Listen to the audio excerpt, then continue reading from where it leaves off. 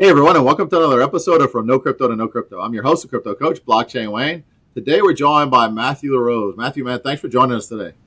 Thank you. Thanks for having me. Super excited to be here. I've known you for a couple years now, so I'm excited for this podcast. Yeah, definitely, man. Yeah, we've run into each other quite a bit at conference. I think the first one we met at was at ETH Denver a few years I ago. think so. I think I met you through Mickey, but Yeah. after I first met you, it was one of those things. I thought I attended a lot of conferences. When I got to know you and know your conference schedule, I'm like, oh, Wayne is a world traveler. Yeah, I can get a bit hectic. Absolutely, man. So that's why I'm excited to have you on here, right? Because there's a lot of things that we align on what you do, what you've done in the past. And outside of that, yeah, we travel around a lot. We see each other at conferences. So definitely want to jump into all of that recently. But before we get into that, man, tell everybody about kind of your background. You know, if there's anything, what did you do before this crazy crypto Web3 industry, and what got you into it? Yeah, so I previously, in my Web2 background, I used to work in accounts receivable, so I love math and numbers. So that like attracted to me to like the stock market and real estate. I love math, but I also love history. I love knowing why the price of something goes up and down. And during 2020, when COVID happened, the common conversation around the water cooler working in accounts receivable on the finance team is stocks, crypto, real estate. And when the COVID crash happened, I literally was beating myself up for not having more capital to buy Bitcoin and Ethereum when I saw it at all-time lows. So I don't know what it was about COVID, but that when I saw Bitcoin and Ethereum hit all-time lows, something in my head just went said I'm going to go all in on Web3. But or the next, I wanted to put myself in a position that the next time the market crashed, that I had like more capital to buy the dip. So funny enough, I started out in Bitcoin mining of all things. I'm based here in Dallas, Texas, and there was kind of like a gold rush when China and other Asian countries like stopped doing mining temporarily. In Texas, I do tell people the energy grid that we have in Texas does have its flaws, but some of the pros are it's free market.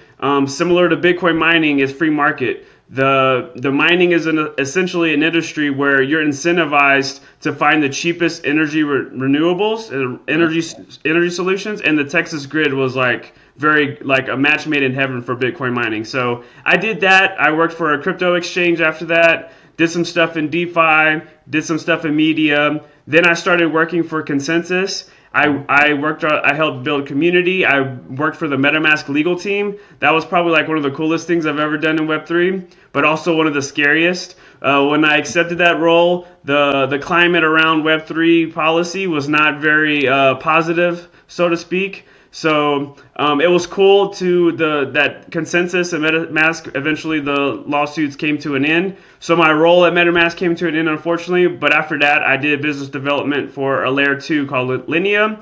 I don't work at Linea anymore, but right now I'm still doing content and I host events. So kind of my background was a little bit all over the place. I kind of started out like in the big Bitcoin maxi part of the spectrum, and then I slowly started opening up to more DeFi and Web3 and other layer two blockchains. Yeah, man, that's a rich history. It's funny you mentioned the mining thing because I remember I was really big into on-chain analytics when a lot of that was happening, and so you'd be able to see like the hashing power on Bitcoin drop a little bit. You know, when the China miners were forced to shut down, and a lot of them were selling their equipment, and then that equipment would land like in the U.S. or other countries, and then you start to see the hash power creep back up. Where you tell all it was is it went somewhere else, and somebody turned on those miners. And that's an important aspect for people that are learning about Bitcoin and blockchain networks. A whole country forced the miners to shut down, and the Bitcoin network never missed a beat.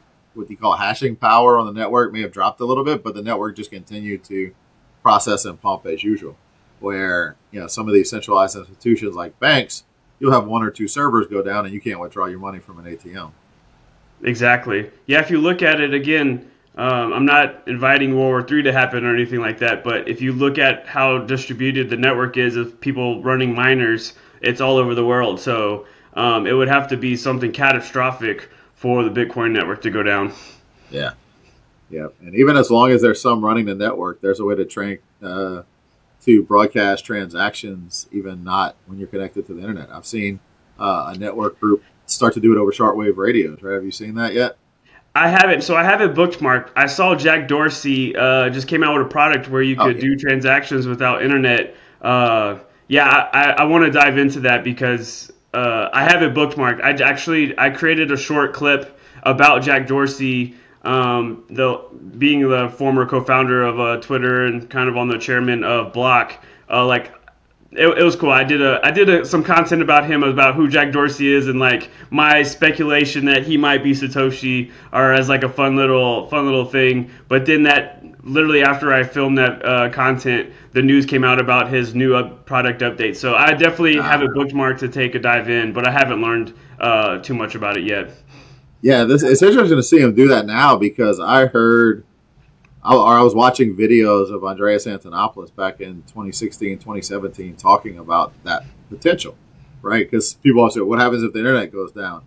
And so he was addressing those concerns in one of his Bitcoin videos. Because I don't know if you've seen it. Andreas Antonopoulos is great. Learn about the basics of Bitcoin, blockchain technology in general. He's really, really good at that. And it's a shame he doesn't make new content anymore. I don't really see anything new. I don't know. Are you familiar with him or follow him? Yeah, actually, so he was actually one of the first people that I saw content for. I went to a meetup and someone like shared a video, and then I remember just watching it and just like being blown away. Sad part was is after I consumed his content, I haven't really listened to much since. I guess that makes more sense if he stopped doing content to where I haven't seen stuff. But I watched like a 1 hour video where I think where he was like presenting in front of a crowd when Bitcoin was like $100 and Yeah. like no one was listening. But the information that he was talking was so powerful and inspiring. After that, I started. Not that I'm the hugest Michael Saylor fan on like all of the things that he says, but Michael Saylor was like the next person after him that I recall, as far as someone who could put the power of Bitcoin in simplistic terms. Yeah. So I started listening to other content creators after I saw that video, but he's definitely part of the Bitcoin lore for sure. Yeah. Yeah. Pioneers. Yeah, and that was one of my early days too. Just watching all of that, and you're right. And what you mentioned about Sailor is important. Like everybody's human, everybody's fallible. So you don't like you don't take everything they say, and you don't have to agree with everything they say. I think people put certain people on a pedestal where like, oh my God, everything they say is gold, and it's not the case. And you've got to learn that whether it's a figure like Sailor, whether it's Dorsey, or whether even it's a politician like the president or somebody else. Like you don't have to agree with everything they say. You still have to form your own opinions. You don't have to disagree with everything they say just because you don't like them either, right? It's kind of that either or. And I've learned that. I learned that early on in my career, man. Before I got into crypto and Web3, it was like, man, there were certain people I worked with where I like, this guy may suck at this, but he's a genius when it comes to this aspect, and I need to learn that from him. This person knows the tech side of it, so I need to learn that from him. And that's I think how you get the most well-rounded education in anything you're trying to learn. No, I definitely agree. I've never been married before, so someone should not listen to me about marriage advice. But Web3, I would say, hey, I've been working in the space for 6 years. I Yeah, feel like I have some fruit on the tree. So, yeah, so definitely, it's like working out or any other industry. Definitely want to learn from people who have studied it or have fruit on the tree for sure. yeah, yeah. And one good recommendation is like if you're looking to learn about crypto in general or investments in general, it'd be hard pressed to take advice from anyone that you wouldn't be willing to swap portfolios with either. All Oh, right, so that's a your good metric as well. I love your that. your cousin or brother-in-law that may not know anything about Bitcoin or crypto that's telling you it's a scam may not be the best person to take advice from when you've got people like Saylor and Dorsey that are advocating for Bitcoin and they've built big successful companies. Right, and at this point, crypto it recently hit like $4 trillion asset. Again, there's bigger asset classes in the world than that, but I don't know how much bigger crypto and Bitcoin has to get for people to not say it's not a scam. Right. If someone was to say Bitcoin's a scam and the whole asset class is a scam, it'd be like, well, they suckered in $4 trillion worth of capital. To of funny money if they think that's a scam. Yeah, yeah, absolutely. And now you've got government spending whole weeks, pushing and passing legislation around it. You've got companies and governments adding it to their balance sheets. So yeah, well, I guess we've all been fooled, right? Right. Yeah, man. So real quick, I want to talk about some of your experiences because everyone was uniquely different, right? You work for an exchange. What was that like? Was that more on the business development side? Yes. So funny enough, I started out on the social media side, and I begged them. I was like, please, please let me do spaces. It took like, I don't know, 3 to 6 months for them to like give me the green light to do Twitter Spaces, and within a week of me doing Spaces, I got a token listed on that exchange. And it was funny. It was like the exchange at the time was like, our BD people don't get tokens listed on the exchange, so they hired me for a BD role in conjunction with like community and social media. That was fun. That was exciting. That was like the definition of, for me, when I hear Web3 people talk about trenches. Being working for a crypto exchange, trying to talk to all these different crypto companies. It was definitely throw a bunch of mud at the wall to see what sticks. It was a great learning experience. I would say for the exchanges, the most I got out of it was to how to be more effective in the trenches, but also there are a lot of smoke and mirrors in the Web3 space, Mm-hmm. and there's a ton of smoke and mirrors in the crypto exchange space, and I got to see a peek behind the curtain of how things actually work on chain, and that was like a really good learning experience for me. Oh, absolutely. And it just makes sense because being involved in that content creation, whether it's a podcast or an X space or whatever, that leads, you can use that as a business development tool. That leads you to connecting with people. Instead of you cold pitching somebody and saying, come list on our exchange when you're working with them, it could be more like inviting them to a space and having that conversation. Let them talk about themselves and their project, right? A lot of elements. I don't know. Have you ever read the book? It's a fairly old book, but it's really good. It's called How to Win Friends and Influence People. I have. Yeah, It's been a so a long lot time. a lot of those principles still apply to this day, even though when you read it, you can tell it was written many ages ago. Yeah, put yourself in the other person's shoes. How can you add value to them? Definitely key important things for doing business deals in Web3. Yeah, yeah, yeah. Yeah, so that's an interesting thing. And today, X spaces are I think it's probably at their peak, right? We're seeing so many people that are doing it. You can hop into a space at any time if you go on the X. So great content. So then from there, you did some DeFi things. You said. Yeah, I worked for I got involved with a meme coin community called Hoj Finance. Okay. I can't take all the credit because I wasn't the only one part of the community. But back in last cycle, that project like peaked at like $200 to $300 million market cap for a meme coin. So I learned a bunch of, as far as like working on DeFi protocols or like just building like part of a meme community. Uh, yeah, so that was kind of part of it. I worked for some media companies. There was a company called Goaksty Media. Mm-hmm. Worked for them for a little bit. Nice. Yeah, and I mean, meme coins. There's an aspect to building community around meme coins that I think a lot of other projects need. I mean, hell, we're still working to try to figure that out at FIO because it can't just always be about the price, and sometimes not even just about the tech, right? Because the tech takes a while to get adopted, and so that full circle where it's not just utility, it's not just price, it's community, community building, engaging with the community.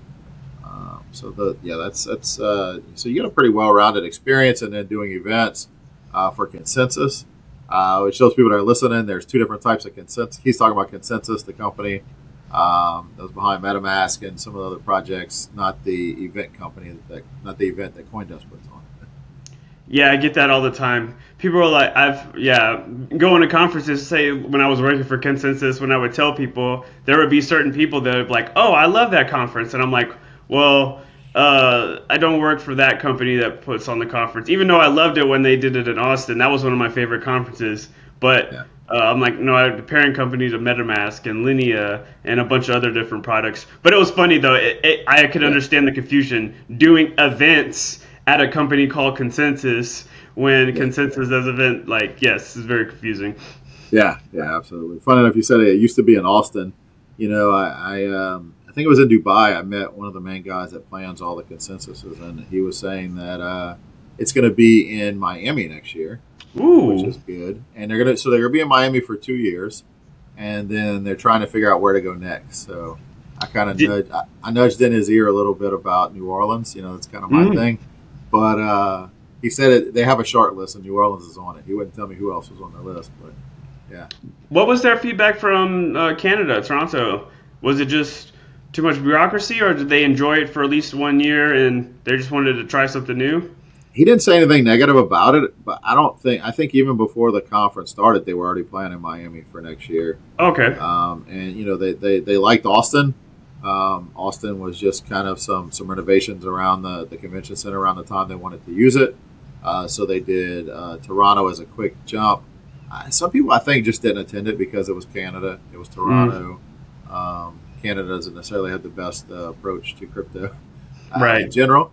Yeah. But Miami is a good spot. He said their goal now is to do a 2 year stint when they go somewhere, and so 2 years in Miami, and then they're trying to plan that out. But needless to say, Consensus, the company that you used to work for, does a lot of things around those Consensus events and other events, and that's probably one of the larger events in the U.S. I would say it's Consensus and ETH Denver. Wouldn't you say? Right. Yeah, definitely, especially here in the States. I think ETH Denver will always be one of my favorite conferences just because it's free. And then there's always a bunch of side events. I know maybe the people planning ETH Denver probably aren't excited about all the side events that are around the Yeah. conference because it kind of maybe takes away people going to the actual conference itself. But as far as like someone trying to build in this space, get a job in this space, network, raise capital, I can't think of a better place than where conferences where there's a lot of people that are building in this Yeah. space. Yeah, it's interesting you brought that up about the side events because I recently was interviewing a friend of mine who runs the Crypto Mondays London, and she was talking about that same topic about how you're starting to have this where you go to an event, the main event, and they'll have hundreds of side events all over the place that are competing with the main event.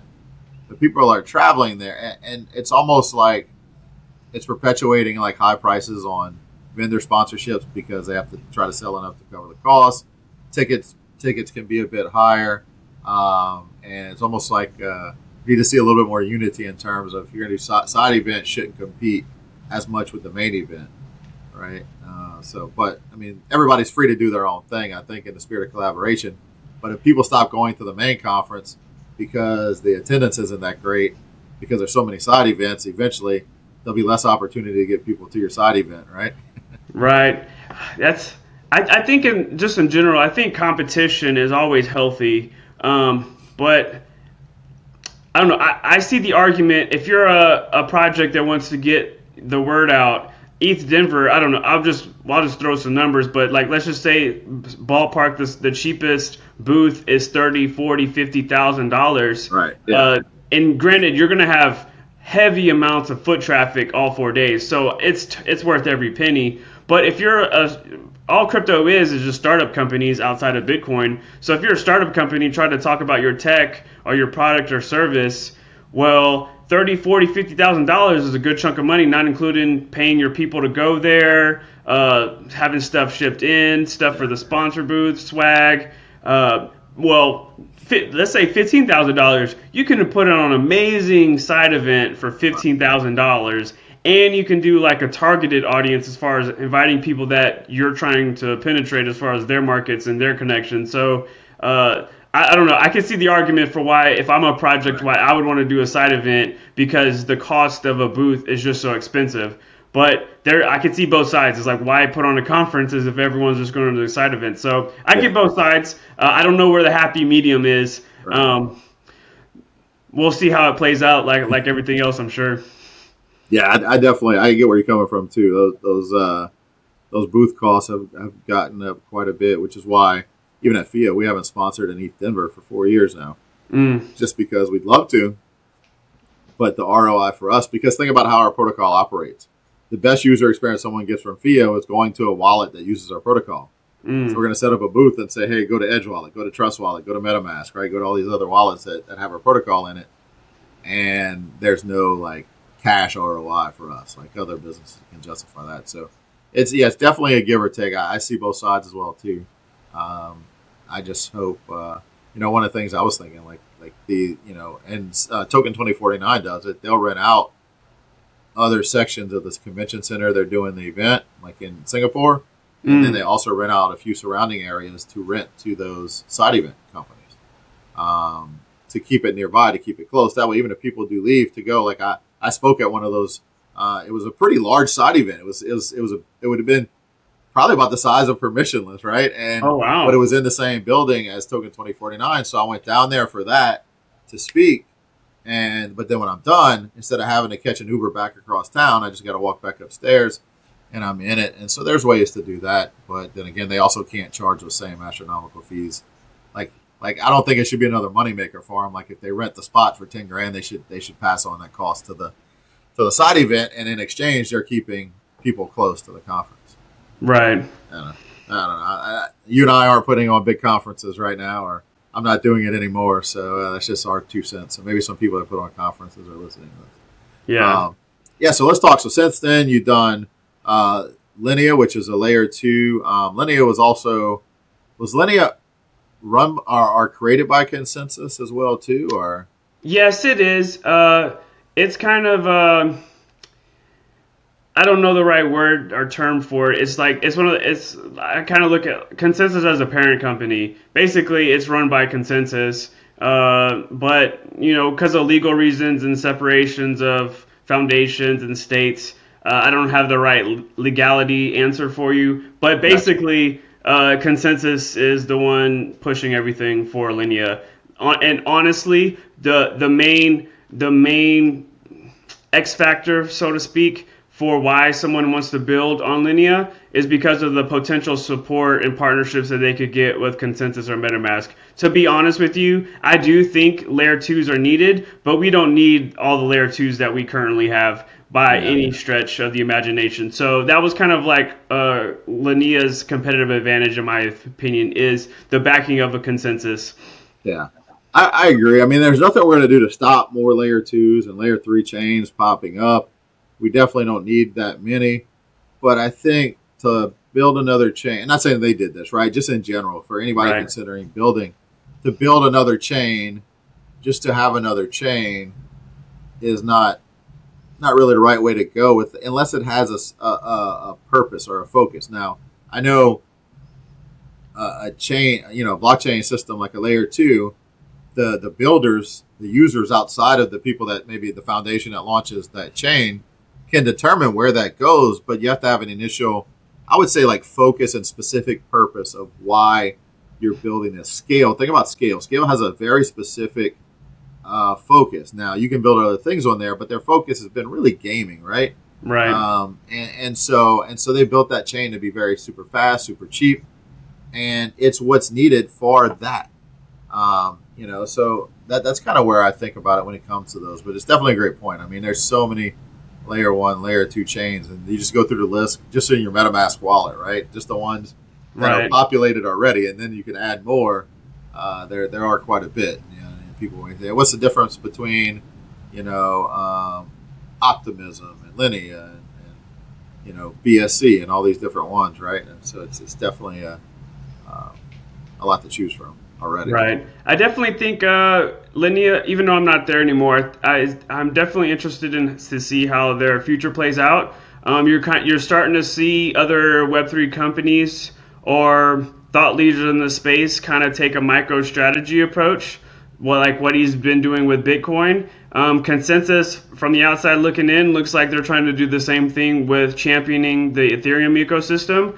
So Joe Lubin and Consensus have been acquiring more and more ETH, especially through some of their partnerships and collaborations. Mm-hmm. Linea, if that keeps happening and Ethereum keeps having success in the future, Linea could be one of the chains with the most Ethereum liquidity in DeFi, which will attract more users. So there's potential Yeah, there, but absolutely. again, my contract ran up with them, so now I'm on hired gun mercenary these days. But Yeah. I have a lot of friends at Consensus. I'll be a cheerleader for a long time. I wish them the best of luck.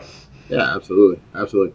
And you've really ramped up your content lately, and that's kind of the last topic I want to touch on, right? LaRose Digital.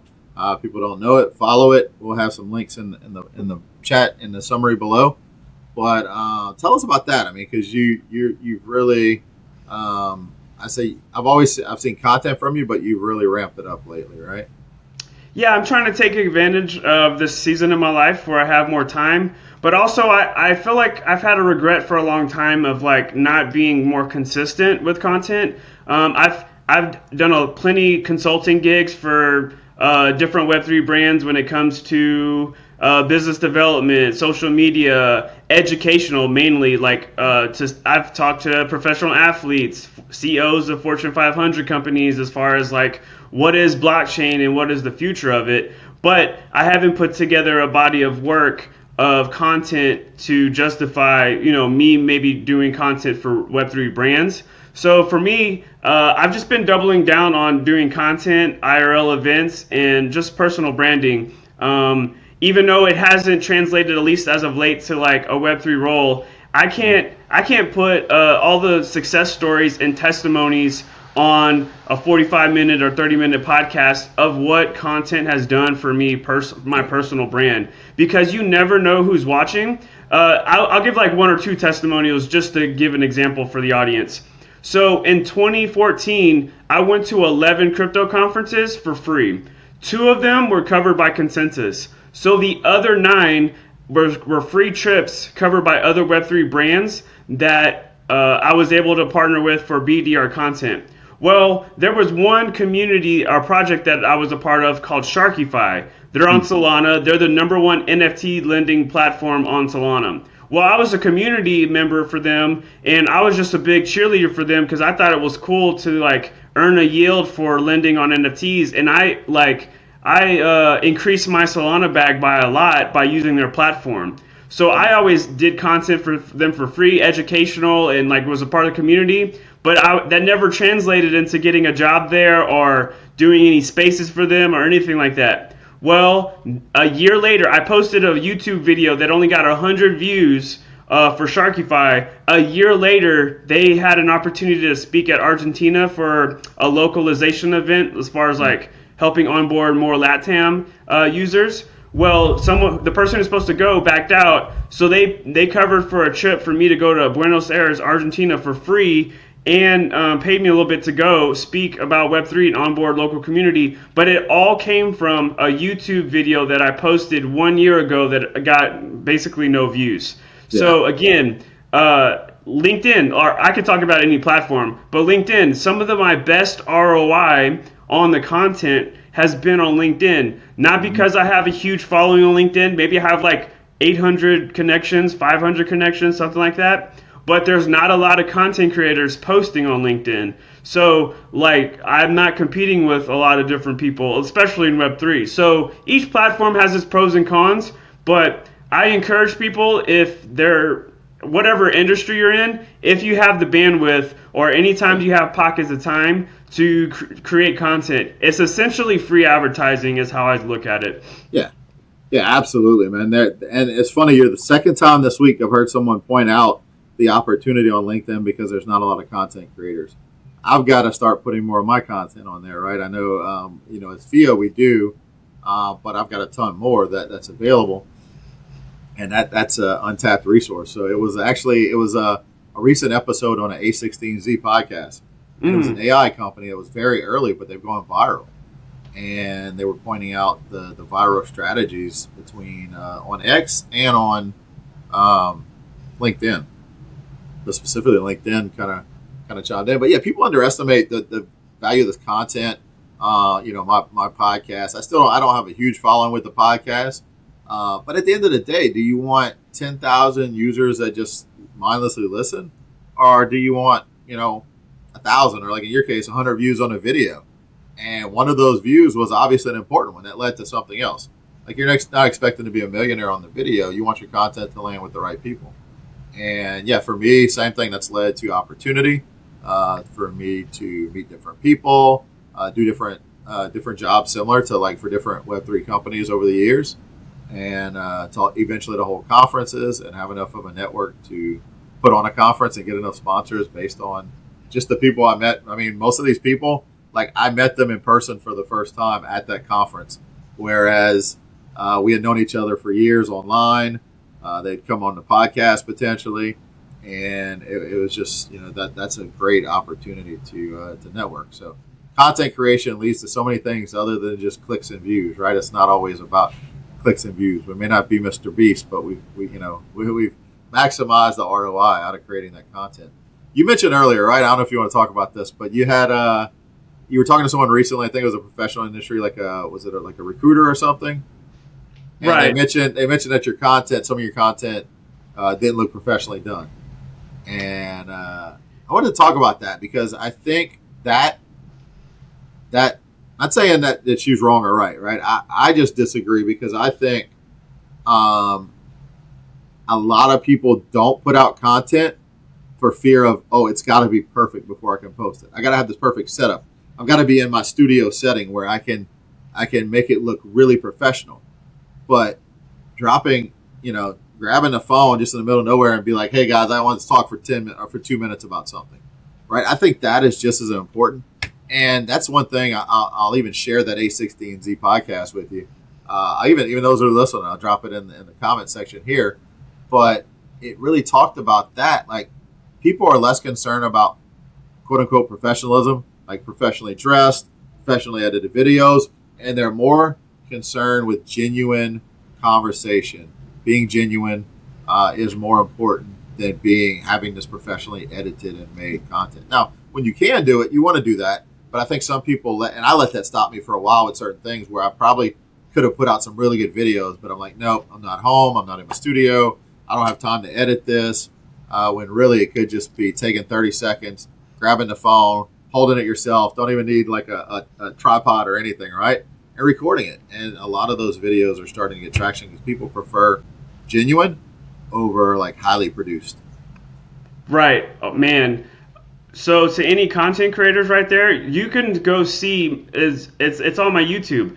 I started creating content probably back in 2021, 2022. Maybe went on like a 2 or 3 week stretch of posting consistently, but I stopped creating content for probably like 2 years or maybe a year and a half because back then I got so much negative feedback. But the thing was, it was feedback from friends and family. Yes, they came from a loving place and they wanted to support me, but none of my friends and family are excited about Bitcoin and Web3 as I am. So back then, I let people's opinions definitely affect my outcome. Now, I still like that job recruiter example. I still want to listen to different people's perspective on how I can improve. But my goal is to be consistent and keep posting content as opposed to before I was trying to do everything perfect and never got anywhere. So I'll give you like a shout out. There's people that like are better than me, like yourself. More people should, when they get on board into Web3, they should consume educational content from people like yourself.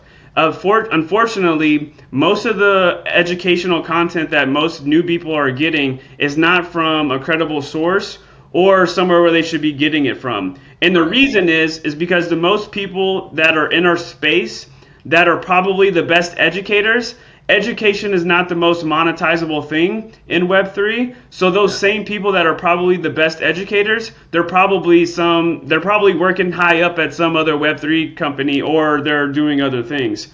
So yes, education, posting about crypto education might be a slower grind, but if we want all of our bags to be bigger, like onboarding is key. Not to say we need exit liquidity, but I'm just saying like Web3 education, it takes some time. Unfortunately, it's a learning curve. So you gotta watch multiple videos and books and consume podcasts to truly understand what this emerging tech can lead to. Yeah, absolutely. Just funny enough, I pulled up YouTube on the side here, and I'm curious to see if you just search crypto in YouTube, a lot of it, it's more news now, but a lot of what you see is a lot of just thumbnails. And this is a new person listening.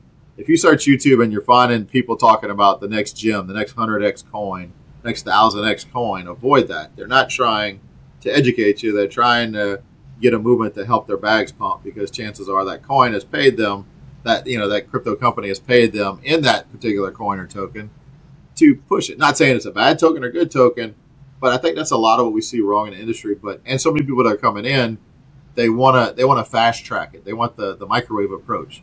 Like, I just want to know what to buy, where do I put this money, instead of slow down, let's learn it. And we've struggled with that with we've got an education company, me and four others, that we launched several years ago. We did content for many projects, but we just started like a consumer facing courses, and the turnout's been kind of low because we don't start with what to buy.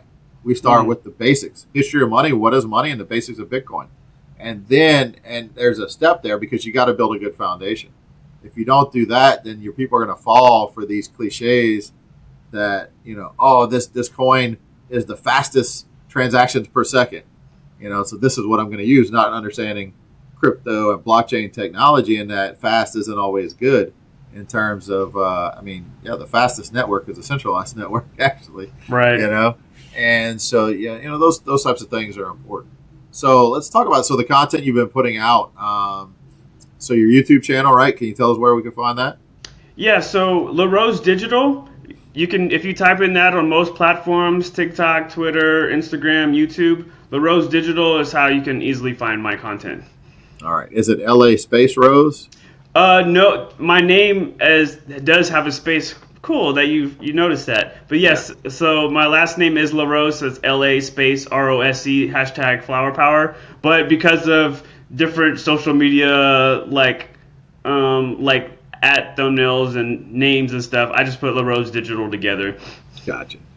Makes sense. Funny enough, I'm from South Louisiana, and we have actually quite a bit of people. They have some people here with that last name, but it's consolidated. Like there's no space. Yeah. So great. So definitely look for LaRose Digital to follow Matthew, find out more about what he's doing. There's a lot of opportunity there, a lot of content. I hope to see you at a conference soon. Do you have any plans to attend any in the near future? No, I'm trying to be more strategic with my budget, but I'm sure as this market picks up, messages are going to start coming my way to attend. I will say, shout out, I'm hosting an IRL event here in Dallas, Texas. MetaMask and Solana Foundation are going to be on the panel for this event, and we're already at 100 plus RVSPs. Now, granted, that might not be a reflection of how amazing I am, and the market heating up does help the turnout. But I will say, having amazing brands like MetaMask and Solana helps bring out the crowd. So I'm excited to host that event, do some education. And again, it's an educational event. So how do we help increase more people into Web3 is by getting in the trenches and meeting people where they're at, whether that be on a podcast, a Twitter space, or an IRL event. So that's the event I'm excited for most because I'm kind of biased. I'm hosting it. But after that, then I'll probably look at where I'll travel next. Absolutely. And when is that event? July 24th. Oh, July 24th. Okay, so that'll be after this episode is posted. So look for more. Yeah. So definitely look for more events. This is not a one and done thing, right? You do events in Dallas quite a bit, right? Right. Yeah, monthly. Absolutely. Once a month. All right. So, yeah, great to hear that. I know we've got in the U.S., you've got Rare Evo coming up next month in Las Vegas. Another exciting one for maybe people and yourself to start considering Futurist Conference, the one that's normally in Toronto. They're doing a Miami conference in November.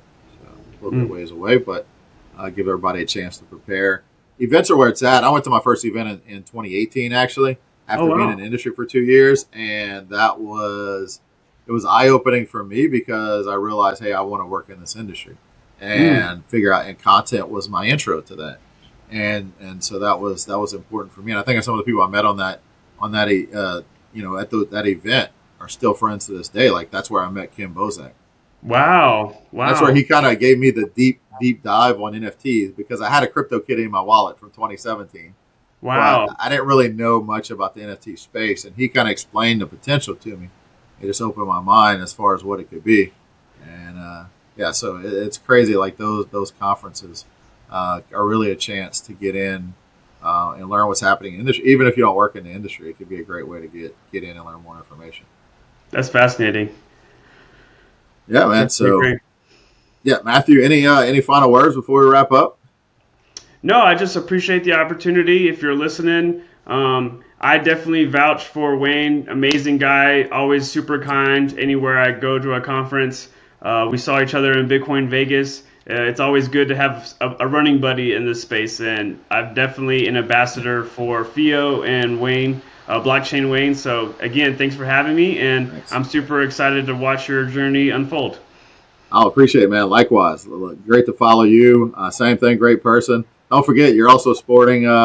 You bought some of our Bitcoin Siaga gear as well too. So you also have some tokens. You're The a token the holder hoodie, for the yeah. apparel brand. Yeah, yeah, man. So those tokens actually have liquidity now. Oh, They're on a nice. pair. Yeah. So there'll be more information about that on another podcast coming soon. So Matthew, man, it's been a pleasure having you on. So thanks for joining us again today. Everyone, thanks for listening, and we'll catch you on the next episode. Take care, everyone.